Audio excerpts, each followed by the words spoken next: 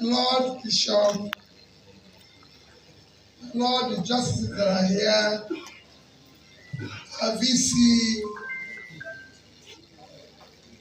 my own dear colleagues in government, let me just stand on other existing protocols. First is gratitude to all of you who are gathered here. Like Prof had mentioned,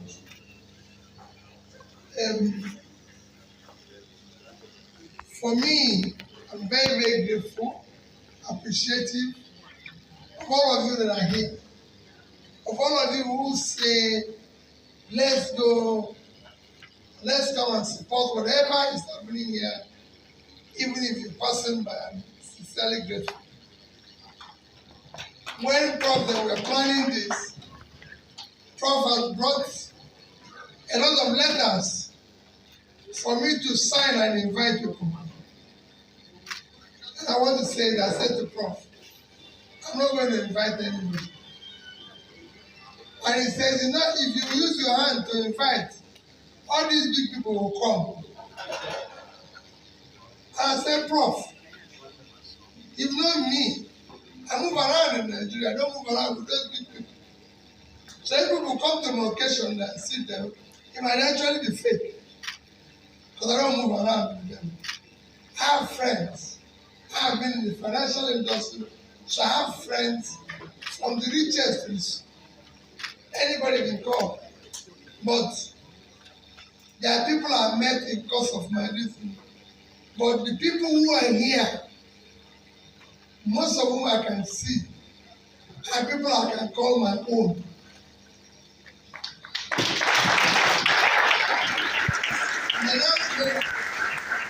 Everybody said to me, but there are people who are going to give you or donate this or donate that. And I said to them, coincidentally, when the election that was very expensive, we never did any fundraising. We didn't call people like this. It was still those 5 people tweeting in a room that made it possible for us to stay all through the 6 months. So I see the same thing as here. Few people tweeting in a room. My late uncle will say to me, oh, maybe they're discussing this, or maybe they're discussing that. My argument is still, let's do what is right. And of course, I'm going to remember when I was being impeached, it was said to me, people say, if we do this, no interpretation. And he had my last interview in Arise. I said, I've never met the INEC chairman. Never sat with them one-on-one. But I can tell you that I've been a chairman of a committee.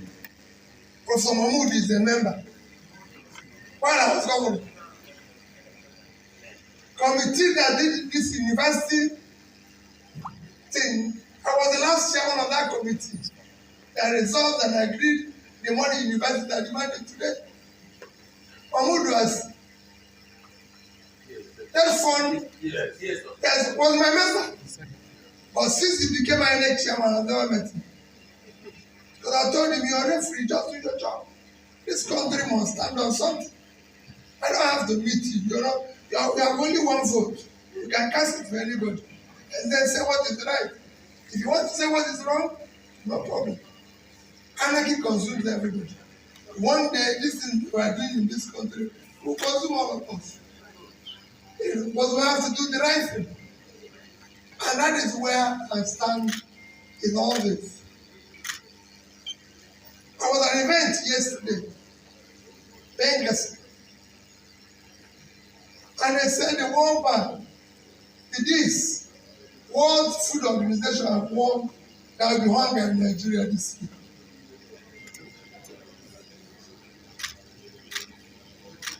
They are warning us. It wasn't Peter who warning. I only went to the occasion as other people, and they said that hunger will be worse in 3 states. Borno,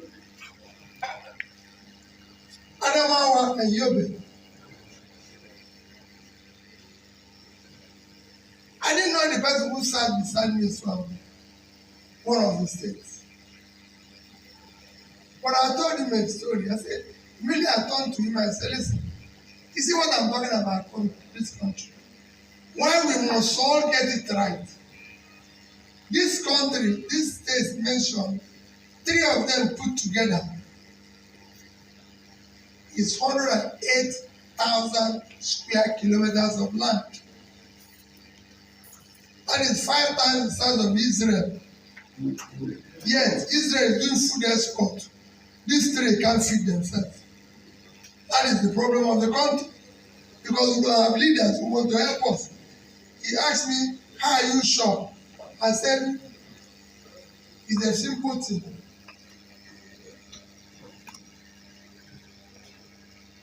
So, what am I trying to say? It is something we need to do something about. We need to help ourselves.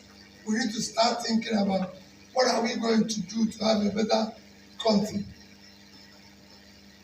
So, I thank you people for being here. Thank you people. Let us do what is right, always our country. For the obedience, some of them are here.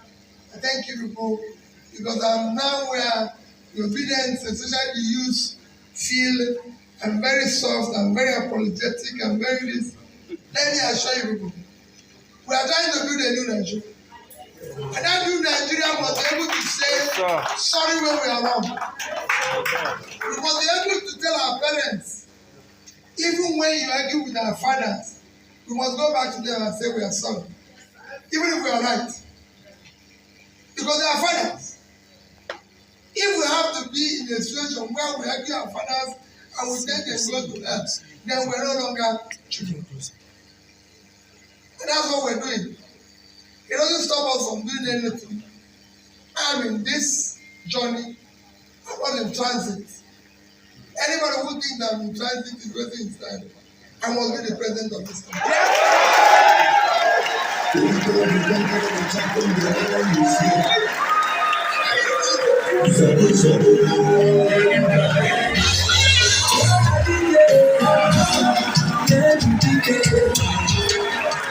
If it's not today, it will be tomorrow. I'm not in a hurry. And I'm not in transit. Because I believe we will fix this country. We will fix it. Other people who want to be, let them come out and tell us what they will offer. We must fix this country. It's a country we will live in. I don't have dual citizenship. I have only one passport. I will fix it. Like every other country. So that our children, everybody will be proud to say this is their country. That's what we want to do. We're not, it's not about trying to have the next position. No, I'm not desperate. I'm not in a hurry. I'm not worried. I've told Prof when I came here, I said, Prof, today I have 3 occasions that I'm going back to Lagos. I came from Lagos this morning. And I have a speaking engagement in Lagos tonight. And I have the same thing tomorrow. And if anybody thinks Mr. Obi is going to run away, no. You're wasting your time. I'm not going to run away. I'm here. It's our country.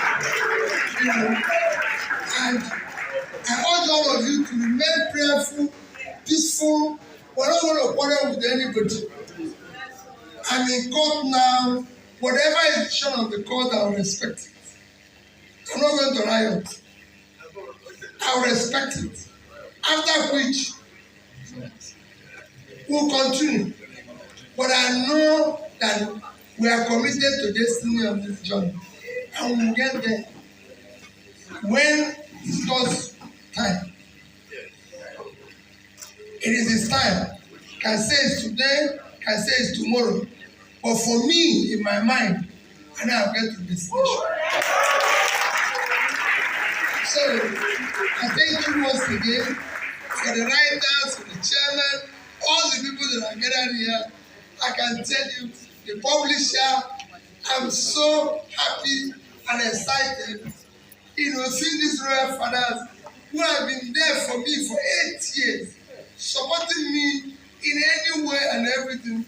Because when you talk about governance, people think you just succeed on your own. No. It is when you're surrounded with people who can tell you the truth, who can do this and everything. I came here not knowing my left from my right. I've never been in government service. I met people like Ngozi Belifor who say you're wrong here, you're right here, and everything. And in all, you make people, you sign this, somebody say, oh no, you're wrong, you're right, and everything. So the same thing is what I'm doing now. So when I tell people, when I say to the village, oh, we are wrong, they say, no, we are not wrong. I say, no. There is nobody that knows everything. Except you're an idiot. You learn everything, so you must listen to the people. And I listen to people. It was guidance of traditional rulers whom I go to, people like Awka, all of them are gathered here, who tells me, hey, Peter, you can't do this. You cannot do this. You can do this. It is not guidance that we went to a church. You go to church, they say, no. This is you're trying to do. It's not allowed. It's not anything. That's it. You see our schools doing well today. All our schools that are doing well is because we turn into the church. It's the church schools that are doing well. Before we came, no Anambra school was doing anything. Nothing. Until we turn to the church. It is schools we return to the church that you see. If you see the guy who they said his first time, it's one of the schools we return. When that school was in our hand, no girl from there came even to serve the exam. It is a church. Go to St. John of God, just go to anywhere. You see them, they've changed. Because we listen to the people. If we didn't listen, it would not work. And that is what governance is all about. It's not about you thinking you know everything. It is about listening to people, bending, telling them when they are right, you say they are right, everything. And if I tell you what traditionalists have done to me, it's exceptional. Because they were able to say, this is right, this is wrong. Thank all the commissioners. I can see most of you that are here. I thank you for always coming together and everything. Even if I'm not there with you, know that I'm with you people in spirit and everything. Today, it's not easy for me to be in Anambra the way it is because you are not contesting to be president of Nigeria. So you have to be in Maiduguri, you have to be Southwest, you have to be where you're wanted, you have to be where you're not wanted. You have to be where you're liked, you have to be where you're not liked.